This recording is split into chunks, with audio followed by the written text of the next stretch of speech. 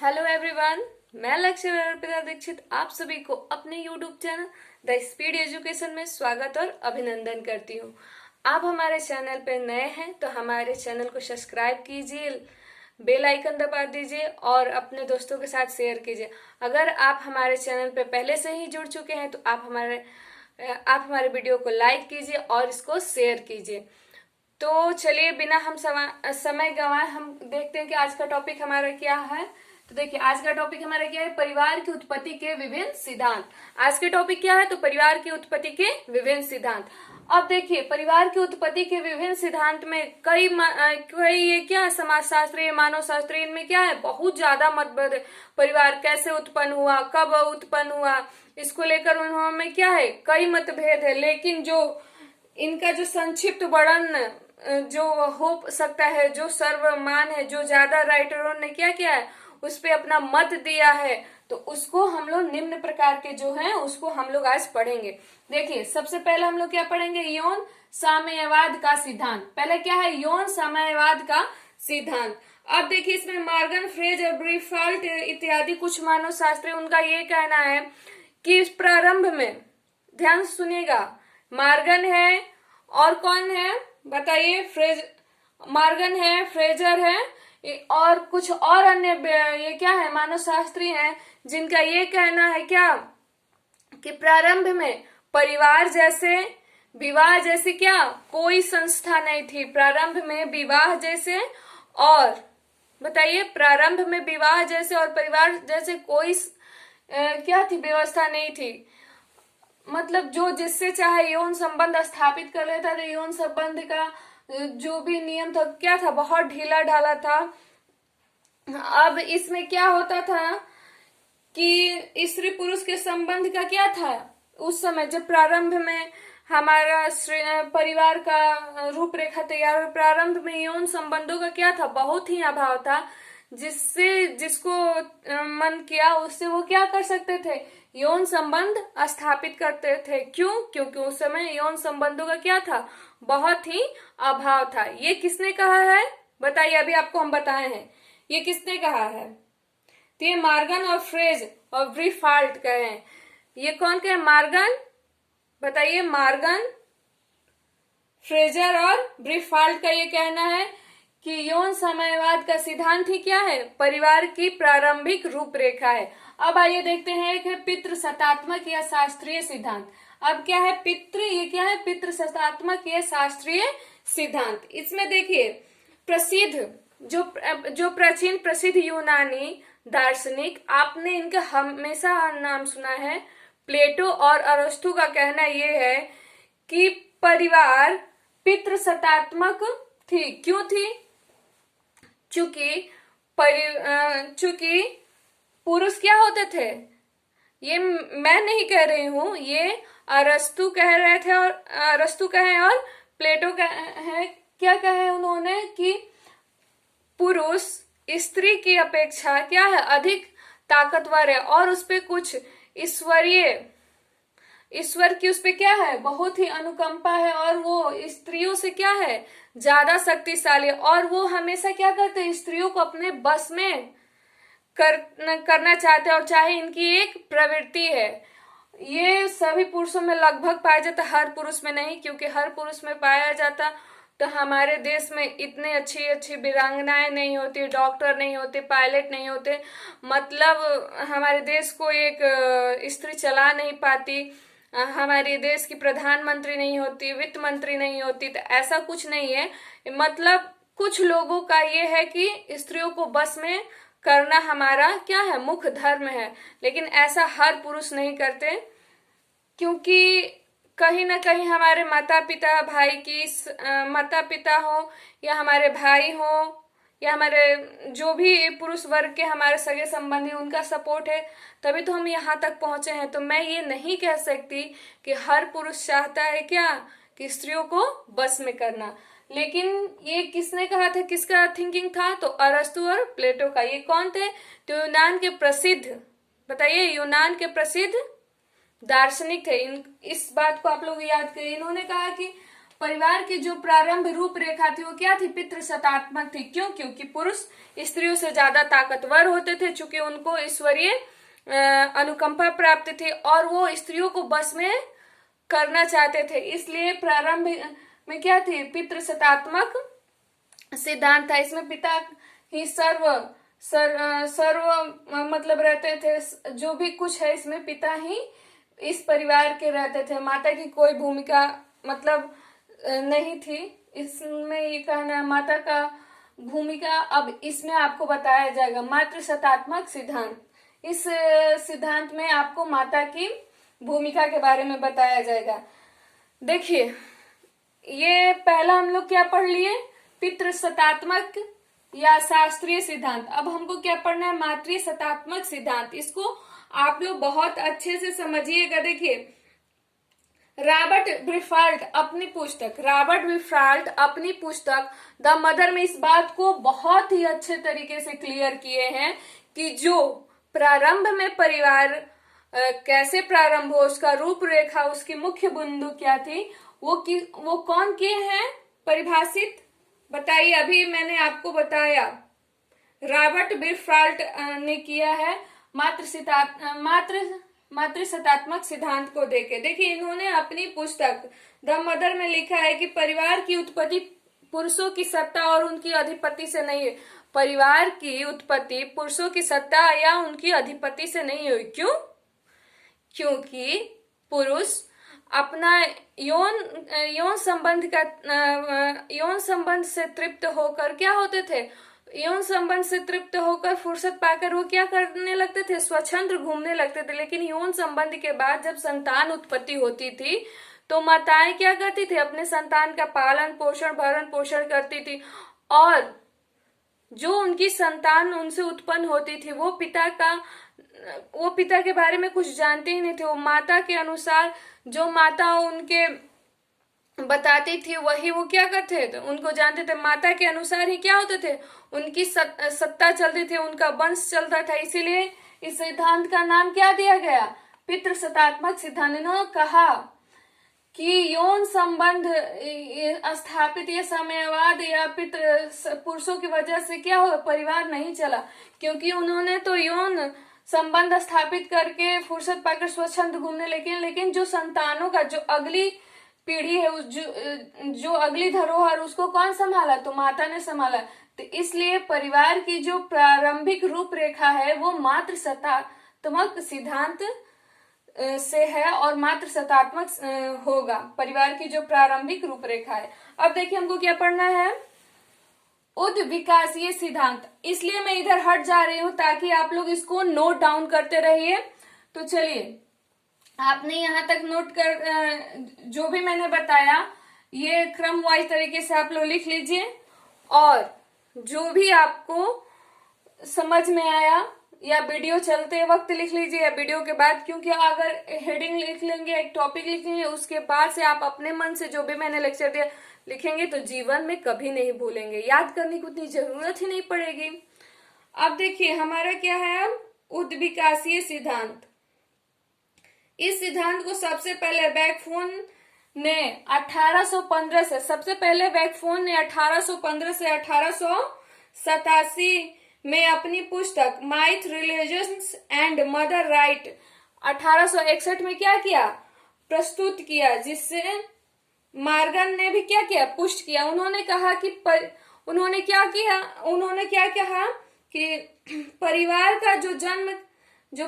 का जन्म विकास की उत्पत्ति की विभिन्न अवस्थाओं से होकर गुजरा है। ऐसा नहीं है कि परिवार ऐसे ही उसका रूपरेखा तैयार। परिवार जो है वो परिवार का जन्म विकास की विभिन्न अवस्थाओं से होकर गुजरा है। वैकफोन ने, देखिए मैंने यहाँ लिख दिया, वैकफोन ने परिवार की उद्विकासीय अवस्था में निम्न क्रमों का क्या किया? उल्लेख किया। उन्होंने कहा कि परिवार का जन्म विकास की क्या अलग अलग अवस्थाओं से होकर गुजरा है। विकास का जन्म, परिवार का जन्म। तो देखिए उन्होंने क्या कहा है? वैकफोन ने परिवार की उद्विकास अवस्था में निम्न प्रकारों का क्या किया? उल्लेख किया। वो कौन कौन से परिवार है? तो देखिए, परिवार की प्राथमिक अवस्था, बैकफोन ने पहला अवस्था क्या दिया, तो परिवार की प्राथमिक अवस्था। ये अवस्था कैसी थी, तो ये अवस्था सोचिए कैसी होगी, तो इसके ही जैसी होगी, यौन साम्यवाद के सिद्धांत के तर्ज पे ही ये अवस्था है। अब देखिए इसमें क्या है, इस अवस्था में यौन संबंधों के नियम अत्यंत क्या थे, ढीले ढाले थे। इसमें भी थे फर्स्ट वाले में और इसमें भी है। यौन संबंधों का क्या था, जो रूल था वो क्या था, बहुत ही ढीला ढाला था, जिससे मन करे यौन संबंध स्थापित कर सकता था। लेकिन यहाँ पर भी ये मात्र सत्तात्मक सिद्धांत से जुड़ा है। यहाँ पर भी क्या होते थे, प्राथमिक परिवार की प्राथमिक अवस्था में क्या होता था, परिवार की प्राथमिक, यहाँ भी बच्चा अपने माँ को ही जानता था, पिता को नहीं।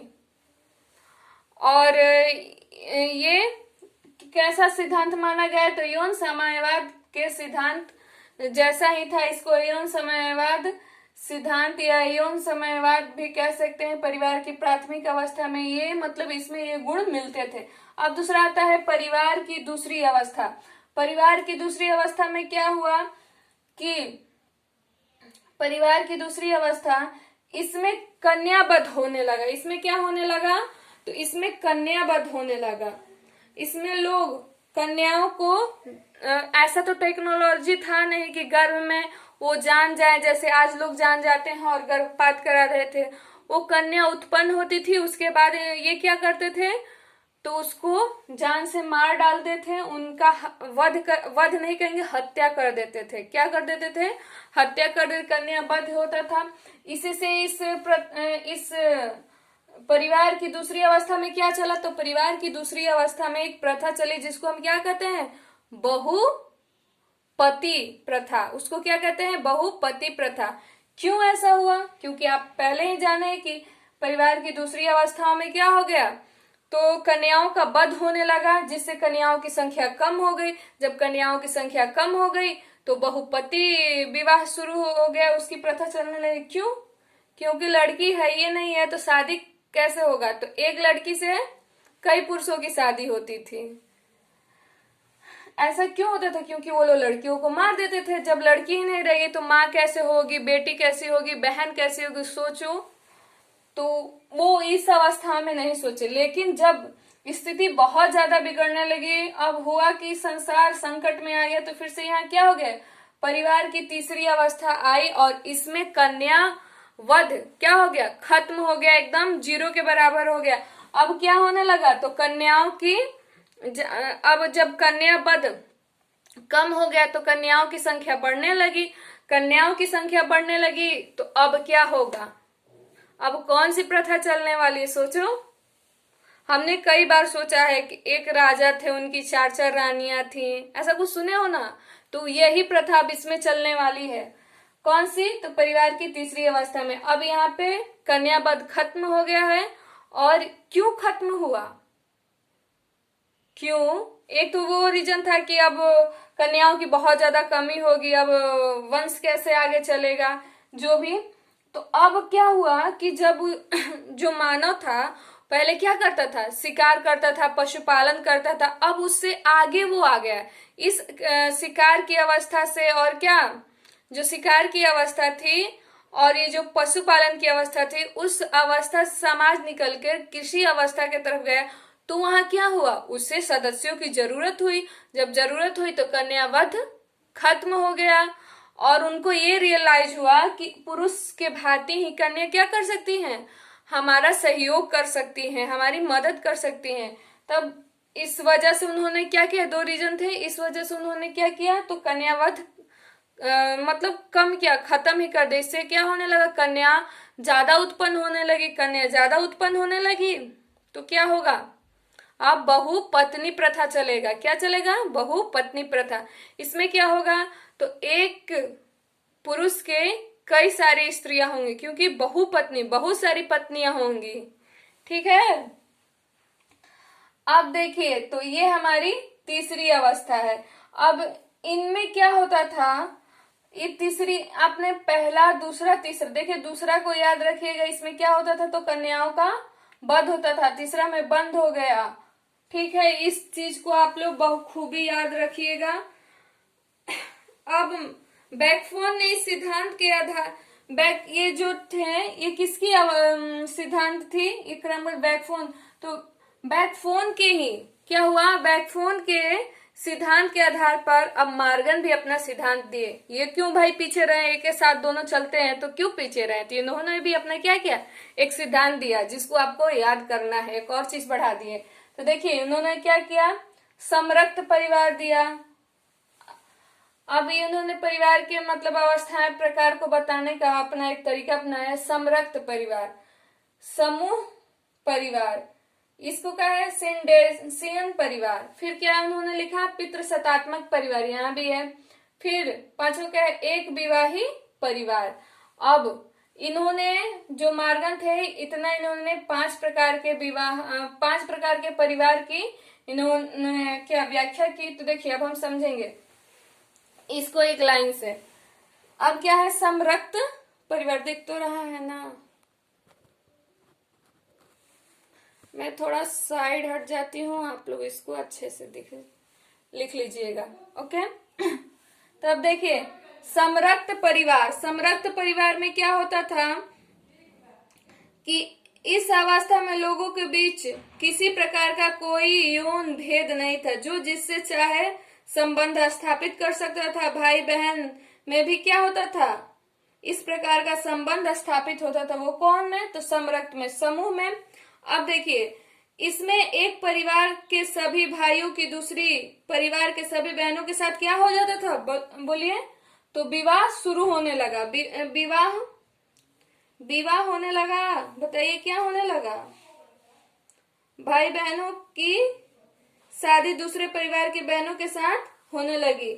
अभी भी कुछ ऐसी मतलब धर्म है जहां होते हैं ऐसे शादी। अब हम लोग आगे देखेंगे। अब एक क्या है, सिंडेसियन परिवार, सिंडेसियन परिवार। इसमें क्या होता था, इस अवस्था में एक पुरुष का एक ही स्त्री से विवाह, ये बड़ा अच्छा था, एक पुरुष का विवाह किससे होता था, एक ही स्त्री के साथ होता था। लेकिन अब इसमें भी क्या है, थोड़ा गैर औपचारिकता है, आप उसको समझेंगे।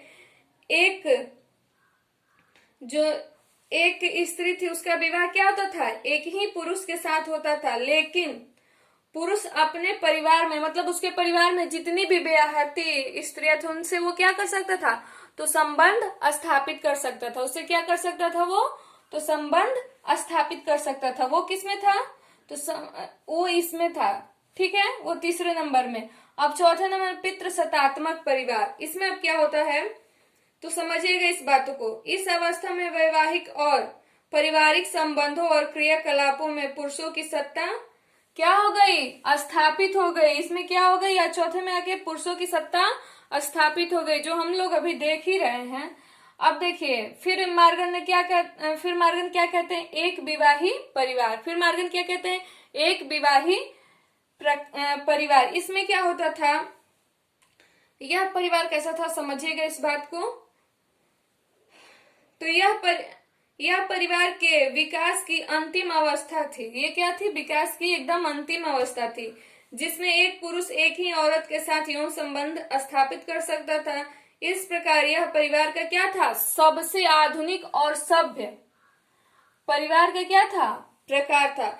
अब हम लोग जानेंगे अपना क्या पांचवा हमारा क्या कह रहा है, बताइए।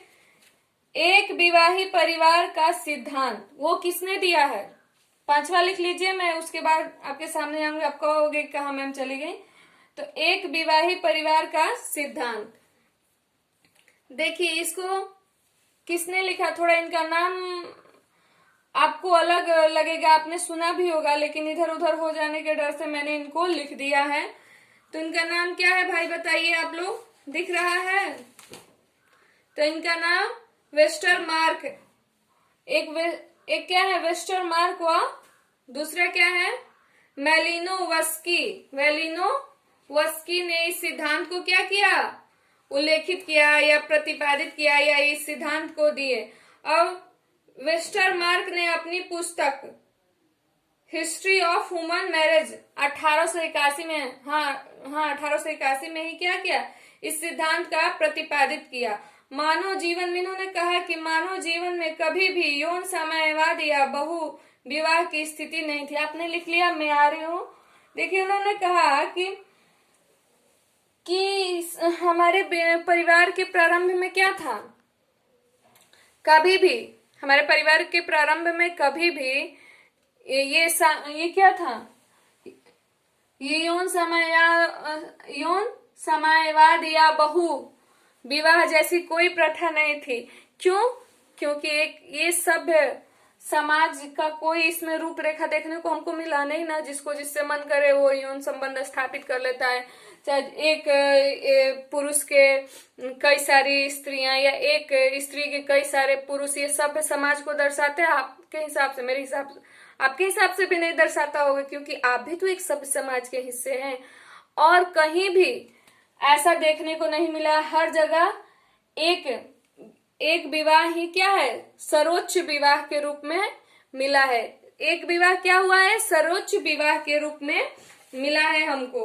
अब देखिए इन्होंने एकदम साफ तौर पे कह दिया कि ऐसी यौन साम्यवाद या बहुपत्नी विवाह जैसी कोई क्या थी, कोई स्थिति नहीं थी, क्योंकि यह मानव सभ्यता की क्या है, बिल्कुल विपरीत है। यह मानव सभ्यता की क्या है, तो बिल्कुल विपरीत है। अब क्यों? क्योंकि मानव में यह प्रकृति रही है कि जिससे वह एक बार यौन संबंध स्थापित कर लेता था, उसे वह अपना जीवन साथी मान लेता था। क्या हमारे हिंदू समाज में तो यही तो, जिसके साथ वो एक बार यौन संबंध स्थापित कर लेता है, उसी के साथ वो क्या करता है, उसको अपना जीवन साथी मान, उसके साथ वो पूरी लाइफ रहता है। ऐसा तो होता है। अब देखिए इसमें मैलिनोवस्की का ये कहना है कि एक विवाह ही, जो हमारा एक विवाह है वही क्या है, विवाह का सच्चा स्वरूप है। जो हमारा एक विवाह है वो क्या है, वो विवाह का सच्चा स्वरूप है और सर्वोच्च है। और सभ्य समाज के अंतर्गत एक विवाह को ही क्या मिली है, मान्यता मिली है। अब इसी के साथ हमारा ये टॉपिक खत्म हुआ। परिवार की उत्पत्ति के विभिन्न सिद्धांत, परिवार कैसे उत्पन्न हुए, उनके सारे ये सिद्धांत थे। कल हमको क्या पढ़ना है, तो परिवार के प्रकार, काइंड ऑफ फैमिली पढ़ना है। तो चलिए गाइस, हम आपसे लेंगे विदा। अब इस वीडियो को यहीं पे रोकेंगे और आप जाते जाते आपसे कहना चाहेंगे कि आप हमारे चैनल को सब्सक्राइब, लाइक तथा बेल आइकन दबाना ना भूले और अपने दोस्तों के साथ शेयर कीजिए और अपना पॉजिटिव कमेंट दीजिए, ताकि हम थके नहीं और उत्साह से, एनर्जी से आपके लिए अच्छे अच्छे वीडियो ला सकें। तो thank you guys, bye bye, जय हिंद एवरीवन।